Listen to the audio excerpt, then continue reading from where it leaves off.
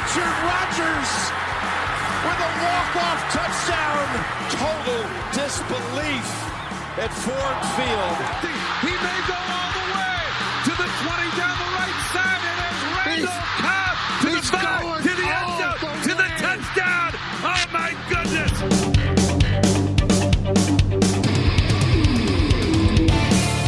Welcome, everyone, to the Green and Golden Boys Packers podcast, a podcast for Packer fans wondering, do I sound like I'm from London? I'm your co-host, Charles, and with me, as always, is Marcus. Marcus, how you doing? Doing well. Doing well yourself? I'm doing great. I am so freaking excited for an 8:30 a.m. Sunday game against the New York Jets. Of course, the Packers are traveling or have already traveled. The New York Jets, did they change? Oh, the Giants, excuse me. The Giants, the Packers are already over in London and getting ready for the big game. And again, I'm just super pumped to wake up and watch the game at 8:30 and not have that long, suspenseful wait Sunday morning and just get the thing over with. How are you? Are you getting pumped?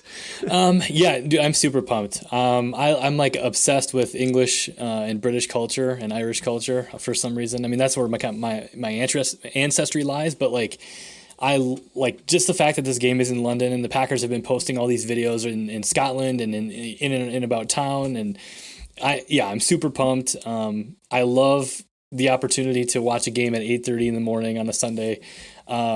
Then you have the rest of the day to do whatever you want, which will probably watch more be football. more football. That's exactly what I was going to say. But just before we get started and talking more about the game, are you doing anything special Sunday morning? Any plans? You gonna have a Bloody Mary? My mother's in town, so and she's leaving town. So this is perfect. She's leaving on Sunday. So do you call her mother?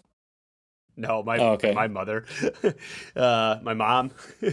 Jackie is in town, so she'll be watching. She'll be watching with us, and then she's going to take off after the game. Which usually, when she stays till Sunday, of course, she has to leave, during or before the game starts. So this is again pretty cool. We'll make some breakfast, maybe have a Bloody Mary, and again enjoy the morning. Nice. I'm not going to try a Bloody Mary this weekend, but I think I'm going to have some coffee, possibly some Baileys, and I think I'm going to go pick up donuts and have coffee and donuts versus beer and brats during this game. I'm not sure I'm going to have a ton of alcohol because the game's at 8:30 in the morning. But what a better excuse? Maybe some bangers and mash. Bangers and mash. Gotta get full English breakfast. Can you name the full English breakfast? Bangers and mash. I don't know. Can you? I think sausages, bangers, not green beans, baked beans, I think, eggs of some kind. That's all I can think of. Yeah. Like a Scotch day. Yeah. Anyway. Well, we'll make it up. Let's talk about football. So let's talk. Well, before we talk, let's transition to football. That transition is the first time the Packers will be over in London, and for those the last team in the NFL to play in London, by the way.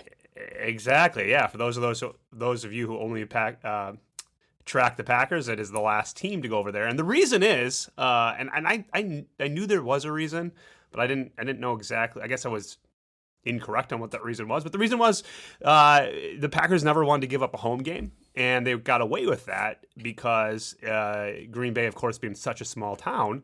Losing a home game would disproportionately impact Green Bay economically versus New York, LA, whoever else.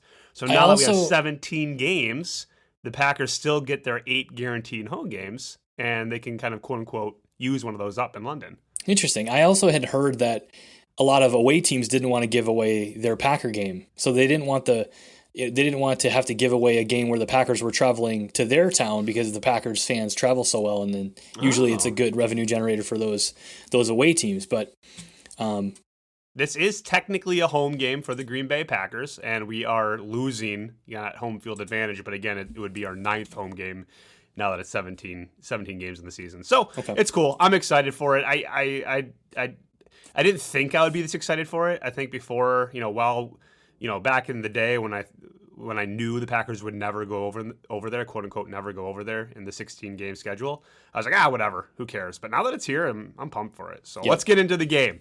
The Giants, the last, basically since Eli left, have not amounted to much, but the Giants are 3-1 and have one of the best running backs in the NFL right now. Are you confident going into London, or are you You a little nervous? We're not our defense is not good against the run. I think we're like 22nd or 23rd in the NFL against the run. Yeah, I mean, if there's anything to be worried about, it's going to be Saquon Barkley. I mean, he is, I think, the best running back through 4 weeks in the NFL this entire season. We need to figure out a run defense. I don't know that it's going to happen this week. I guess the only optimistic thing from a defensive standpoint is that we're going to probably be getting Jair Alexander back, which I think is going to bolster our defense. Just him being on the field, obviously his presence, but I mean, he's obviously the best in the game. And then I think, Daniel Jones is injured. He's got a high ankle sprain. He's likely to play. We found out today that he's probably going to play in this game, but he's going to be limited. You know what I mean? And this is a guy who has rushed for almost 200 yards this season as a quarterback, and he only throws for about 157 yards per game. I think this makes them a little bit more one-dimensional than if he were full strength. I think we'd be worried a lot more about him if he wasn't injured. So I think if you can take something positive out of this, it's that, hey, they're going to live and die by Saquon Barkley this week. And if you can stop him or limit him to maybe 200 yards of overall offense, I think you've got a chance, because I don't think they're going to get it from anyone else. Since it's Saquon and Daniel Jones, like, do we just sell out? I mean, take a lesson from the guy we just beat, Belichick, and just say, okay, we're going to let anyone else beat us, right? So do we let Jair, play man on the side, and let our corners play man, and then just stack that box and be like, come run at us? I mean, or is Daniel Jones good enough to beat that if we sell out against the run on D? I don't know that we've seen enough from him to know that he can beat us, but I think that's the challenge that you present to him is you say, okay, we're going to play a single high safety. We're going to stack the box. We're going to get home with 4, which I think our defensive line can do. And, you've got linebackers creeping. You maybe have a shadow on Saquon Barkley from the middle, and then you see if he's able to beat you. I think until he does, that's the approach. Yeah. Yeah. I mean, I don't see any stats on it, but to my knowledge, I don't think the Giants' offensive line is very leaky. So I mean, you said, hey, get home with 4, but I mean, can we? I mean, I guess we got Rashawn Gary, who's been looking amazing through 4, but I mean, are you confident that if we don't send extra guys that we can get to him early? Yeah, I think you got to figure that out. I mean, if that becomes a problem and you can't get home with 4, then you may have to adjust a little bit. But I think the New York Giants have a solid offensive line. But I think the biggest reason there aren't a ton of sacks on Daniel Jones is because of his mobility. Like I said, he's running for 40 yards, 50 yards a game. So he's a huge guy. He's hard to bring down. He's like 6'5", 250. But he's a fast guy. He has 2 rushing touchdowns. He has 1 more passing touchdown than he does rushing touchdowns. So I think a lot of that is just that he's got a solid ability to escape the pocket. So I think if you're able to keep him in the pocket, and he's going to have to, he's going to be limited mobility wise. So the challenge to keep him in the pocket shouldn't be, astronomical. And I think that's going to lead to, sacks and, some bad timing on his part. And yeah, I just think that's how you have to attack them, at least in the first half. Yeah. I mean, he threw for 70 yards last week, and all of their, between his running and Saquon Barkley's running, it was over, 150, 200 yards against the Bears. But still, I think that's, the key to success here on the defense, I think, is test his arm. And yeah, I think we sell out, show him different looks. But yeah, stacking that box is as thick as we can stack it, is the way to go. And you know what? If we lose, we're not going to lose. But if they have a couple of, key plays that are successful against us, further, longer shots down the field, I'm kind of okay with that, just because, I don't think that's going to happen more than once or twice. And to your point, I mean, Saquon Barkley is the best fantasy football player. I know that for sure. So I'm sure that equates well to the actual NFL stats. It's an interesting fact about that, by the way, is he is the number 1 running back in fantasy football, but he's also, through 4 weeks, the lowest number 1 ranked running back in NFL, like in the last 25 years. So the Interesting. run game across the NFL just isn't working, except for against the Packers, as well as it typically does. Isn't that kind of fun fact? That is a fun fact, and I would argue too that the Packers are actually having a pretty good time running the ball this year. But yeah, that is interesting. Yeah. All right. Well, cool. We talked a little bit about the defense loading up, stopping the run. I think that's kind of how what else do you do against this guy? But who is your player defensively for this game? Who has to have a solid or strong game to lead to a victory here? I think the defense can play exactly the way they've been playing, and we can still figure out a way to win. I don't think we need a huge step up game, from anyone, if you will. But I want our defense to look better, right? So I think with that in mind, DeAndre Campbell is obviously signed to a huge contract, this offseason, I think 5 years, $50 million or something like that. And did you know that he's already missed more tackles through 4 weeks than he missed all of 2021?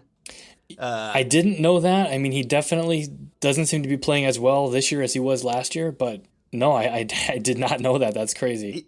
Now, it was only 4 that he missed last week, last year, excuse me. So he's already missed, basically a tackle a game through 4. So I don't mean to say this to pick on him. I mean this to say, I think if our defense needs to be, if we want our defense to be as good as advertised, we need our star players to be as good as advertised. And so far, he seems to be the one who's not quite living up to the expectations as high as everyone else. So he's my key to success. If he doesn't have a good game, do I still think we stop this offense, and do I still think we win? I do. But for us to kind of make a statement and kind of back on the map and like the Power 5 team in the NFL, I think he needs to step it up and have himself a game in London. Okay, and I'm gonna go offensively. I mean, I think we talk a lot about the running backs and the wide receivers and Aaron Rodgers, and I think we'd like to diversify our talking points if we can. I kind of picked this last week, but I'm going to pick this again. I'm going to say Elgton Jenkins this week is my player on offense because Bakhtiari is, he's been listed on the injury report, but he's likely to play this week.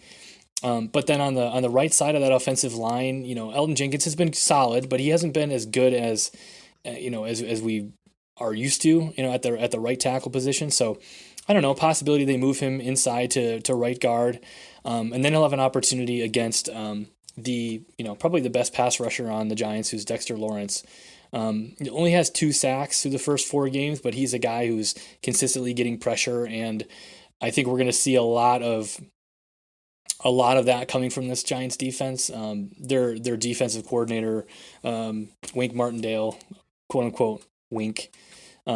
He's been successful against these types of offenses in the past, and his defenses are typically able to kind of create havoc and get home with the four guys rushing. So we'll see. I think we need a big day from our offensive line if we expect to see this offense, get close to or finally start to hit their stride.